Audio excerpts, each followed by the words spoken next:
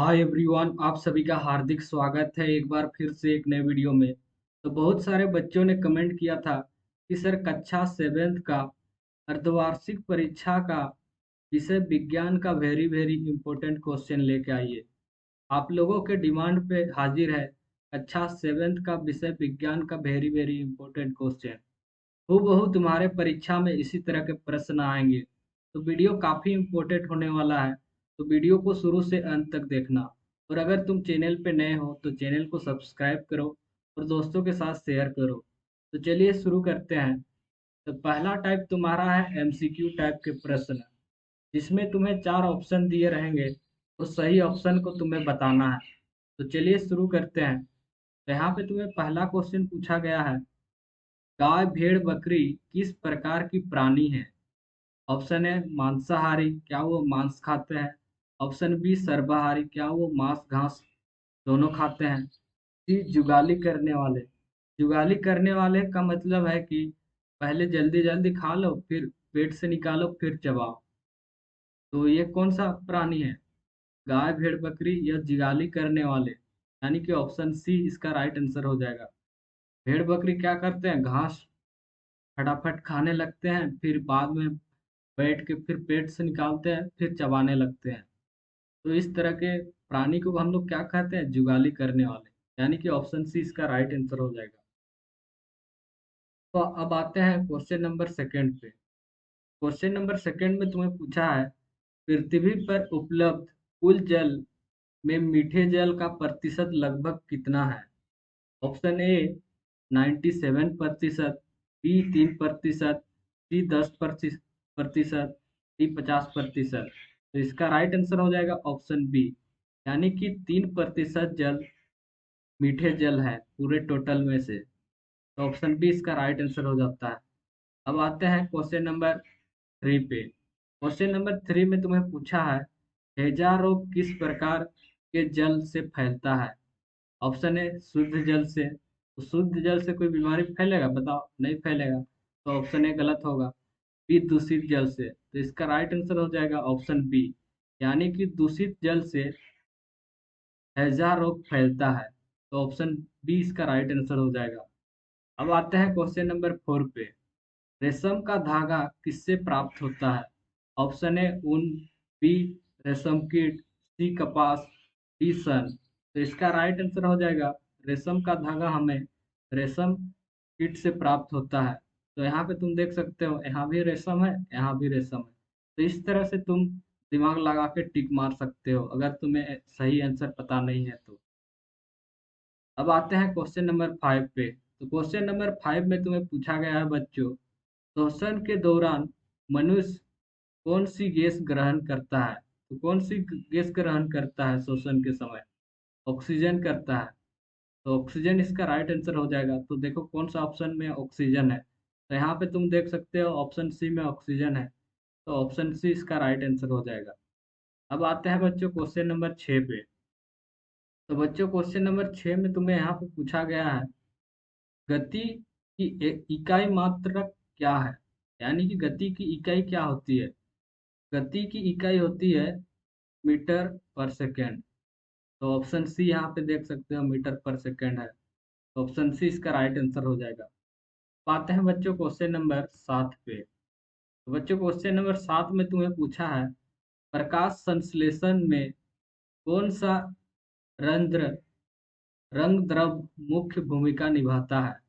Option A carotene, B chlorophyll, C lycopene, D xanthophyll. तो इसका right answer हो जाएगा ऑप्शन बी, यानी कि क्लोरोफिल, जो कि प्रकाश संश्लेषण में रंध्र द्रव की मुख्य भूमिका निभाता है। तो ऑप्शन बी इसका राइट आंसर हो जाएगा। अब आते हैं बच्चों क्वेश्चन नंबर 8 पे। बच्चों क्वेश्चन नंबर 8 पे यहाँ पे तुम्हें पूछा है, कपास के रेशो किस प्रकार किस भाग से प्राप्त होता है? सॉरी, किस भाग से प्राप्त होता है रेशो? कपास की रेशे। ऑप्शन है पत्तियों से, बी तनों से, सी फलों से, डी जड़ों से। तो ये ऑप्शन तो छोड़ ही दो, जड़ों से, तनों से, और क्या पत्तियों से प्राप्त होती है? नहीं। तो कपास हमें फलों से प्राप्त होती है, तो ऑप्शन सी इसका राइट आंसर हो जाएगा। अब आते हैं बच्चों क्वेश्चन नंबर 9 पे। तो बच्चों क्वेश्चन नंबर 9 पे तुम्हें पूछा है, मनुष्य के श्वसन तंत्र का मुख्य अंग कौन सा है? ऑप्शन ए हृदय, बी फेफड़े, सी मुंह, डी पेट। तो इसका राइट आंसर हो जाएगा ऑप्शन बी, यानी कि श्वसन का मुख्य तंत्र होता है फेफड़ा, यानी कि ऑप्शन बी इसका राइट आंसर हो जाएगा। अब आते हैं क्वेश्चन नंबर भाग 2 पे आते हैं आप, जो कि तुम्हारा अति लघु उत्तरीय प्रश्न, यानी कि तुम्हारा 1 अंक का प्रश्न जिसमें तुम्हें उत्तर लिखना पड़ेगा। तो यहाँ पे तुम्हें पहला क्वेश्चन पूछा गया है, प्रकाश संश्लेषण के लिए आवश्यक 2 मुख्य पदार्थ लिखिए, यानी कि इस प्रकाश संश्लेषण में कौन कौन सी 2 मुख्य पदार्थ आवश्यक होती है? तो पहला पदार्थ लिखोगे तुम कार्बन डाइऑक्साइड, तो दूसरा तुम्हारा है जल, यानी कि H2O। ये 2 मुख्य पदार्थ है प्रकाश संश्लेषण के लिए आवश्यक होती है।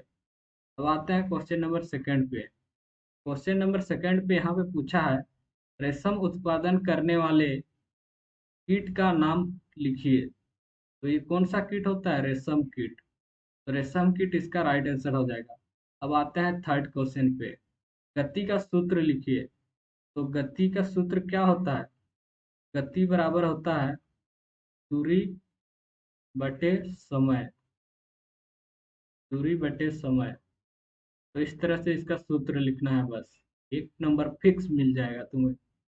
अब आते हैं क्वेश्चन नंबर 4 पे। क्वेश्चन नंबर 4 में तुम्हें पूछा है, श्वसन के 2 प्रकार की प्रक्रियाएं बताइए। तो 2 प्रकार की प्रक्रिया होता है, एक वायवीय, दूसरा अवायवीय, यानी कि एरोबिक और एनारोबिक। ये 2 श्वसन के प्रकार। अब आते हैं क्वेश्चन नंबर 5 पे।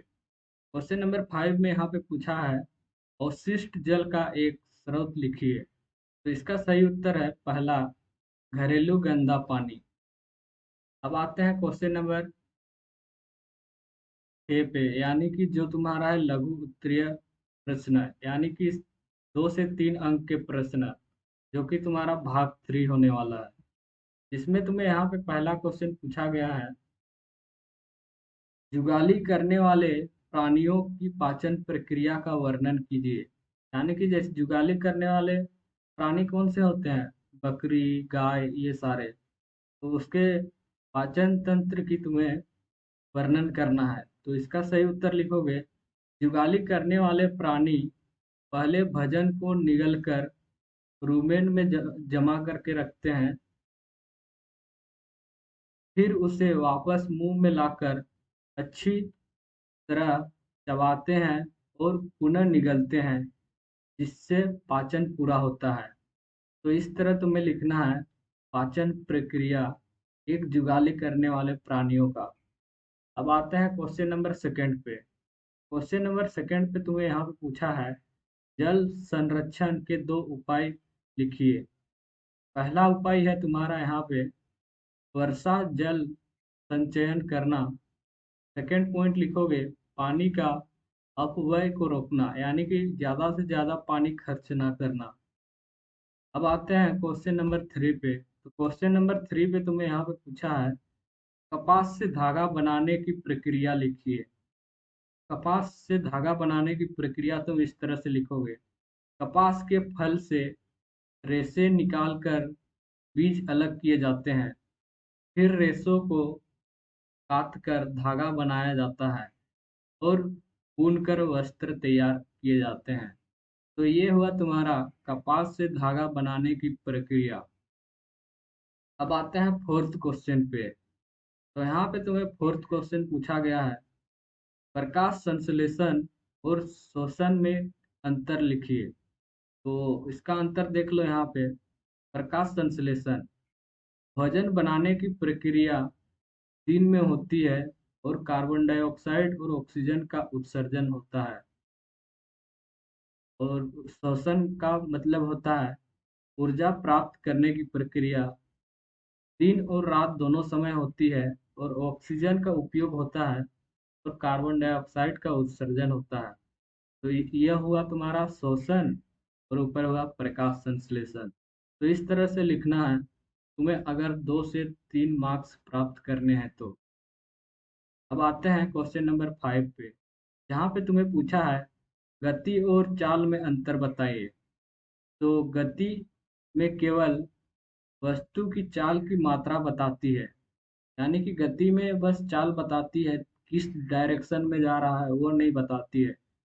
जबकि चाल में गति की दिशा की जानकारी भी होती है, यानी कि चाल में वो गति की मात्रा तो पता होती ही है, उसके साथ साथ किस दिशा में जा रही है ये भी बताई जाती है।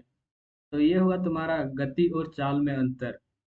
अगर वीडियो पसंद आया तो चैनल को क्या करना है दोस्तों, चैनल को तुम्हें सब्सक्राइब करने हैं और वीडियो को लाइक करने हैं और दोस्तों के साथ शेयर करने हैं। मिलते हैं एक और नए वीडियो के साथ।